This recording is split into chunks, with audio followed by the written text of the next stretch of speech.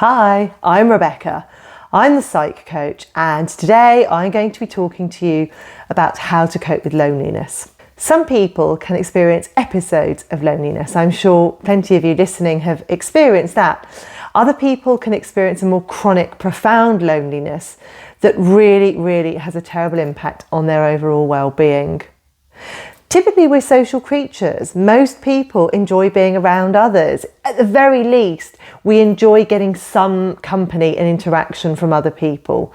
Most of us get a bit of a boost when we're around people that are good for us. But what happens if you're experiencing intense loneliness and there's no one around to help you change that? Being lonely can, of course, be really painful.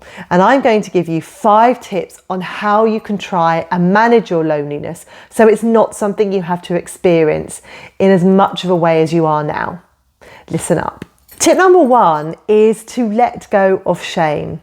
A lot of the time, people aren't inclined to admit they're lonely because there's some kind of shame that can come with it. An embarrassment that you don't have enough friends to feel fulfilled. A shame that you don't have enough people in your life for you to not feel lonely. Try really hard to let go of the shame. Maybe there are circumstances that have led to you not having the amount of friends that you want to. Maybe it's simply an environmental thing where you've had to move away from your friendship base. Maybe it's because you've got social anxiety and you simply feel so disabled from being able to make friends. Whatever it is, ditch the shame about it. Try and recognise, okay, these are the factors that are contributing to my loneliness, and that's okay. I can do something about that. Letting go of shame also means stopping the self-downing. Beating yourself up about the fact you don't have the amount of friends that you want to, telling yourself you're no good because you don't have people in your life to converse with, isn't going to serve you particularly well. It's going to make you feel even worse, and it is going to disempower you from being able to develop friendships and relationships. So when you ditch the shame, don't be critical, and also ditch the tendency to self-down. Tip number 2 is to recognise your needs.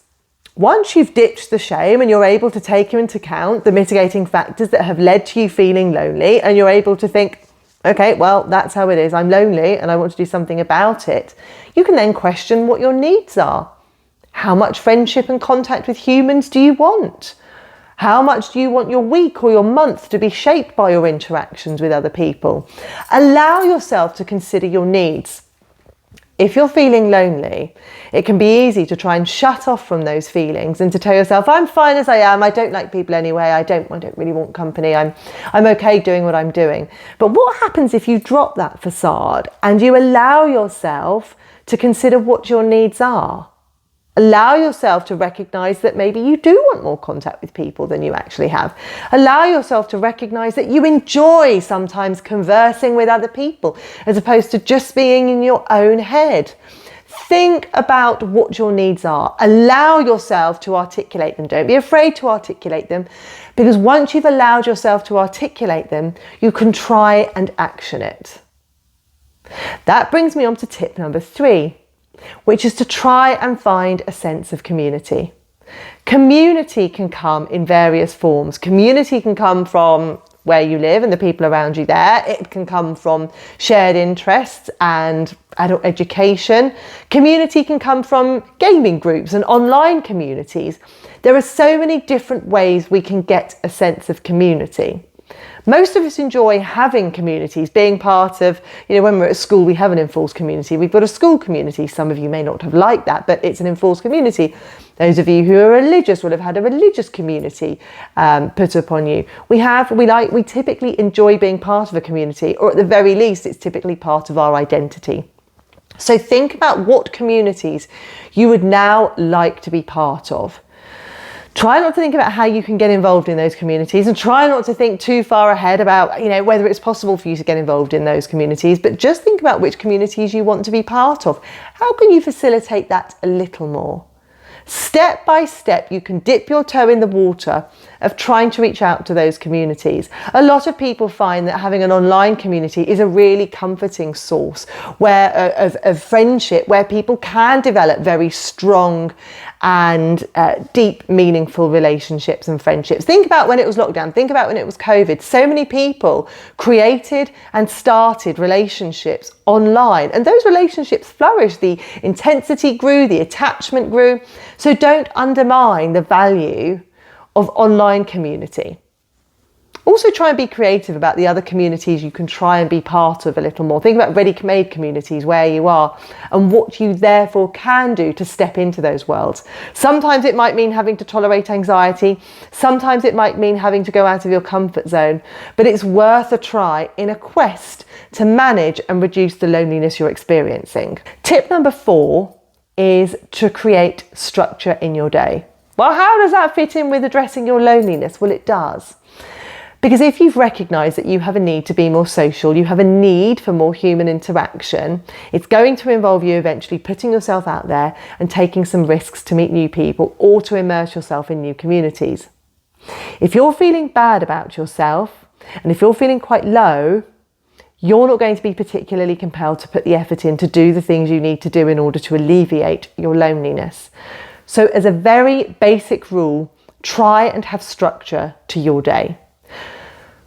Structure to your day will mean having a regular wake up time and having a regular going to bed time.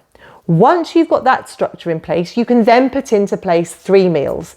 I know that sounds really simple, but if you have a regular wake up and a regular bedtime and you structure your day around 3 regular meals, you've automatically got a pretty decent structure in which you can then add extra bits. Basic structure adherence is one of the key principles in people trying to improve their mood. And if your mood improves, you're going to be more inclined to do things and take steps to address your loneliness. So build your basic structure, and then once you've got the basic structure in place, add in the other things, adding in the going for the walk, adding in the joining a couple of online groups to start conversations, add in the going to a local centre to see what groups they do.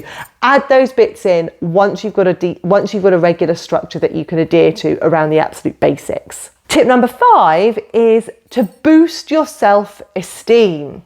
If you're feeling lonely and you've been engaging in self-downing and you've been experiencing the shame of feeling loneliness and not wanting to admit it to yourself, you're probably not going to feel great about yourself. So do things to boost your self-esteem.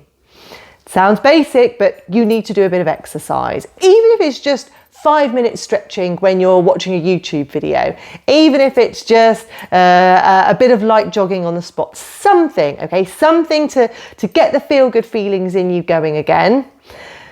Then try and be kind to yourself. Do the things that make you feel good, whether that's cooking yourself a nice meal, looking after the way you look, like reading something that you find quite empowering and boosting. Do the things you're good at. Do the things you enjoy. Be more compassionate with yourself. Accept the fact that you might not be perfect at things, but that's okay. Accept the fact that you might not be feeling great about yourself, but that doesn't mean you're a bad person. It just means you're somebody who's having a bit of a rough time at the moment. Be compassionate. Do the things you enjoy. Engage your brain in activities. All these things will boost your self-esteem. Make sure you leave the house every day. Doing those things will help boost your self-esteem, and all of that will put you in better stead for reaching out and meeting people where you can alleviate your loneliness. Now, of course, these steps aren't going to stop you from feeling lonely. Loneliness is a painful feeling, but recognise you can get through it. It is tolerable, albeit really painful, and there are things you can do to try and mitigate the intensity of it. Put those 5 steps into practice, see how you get on, and try your hardest to recognise that the loneliness can be managed and it can be stopped. If you've enjoyed today's video, hit the like button, subscribe to my channel, and I'll be sure to give you plenty more tips and strategies on how to use psychology on a day-to-day basis.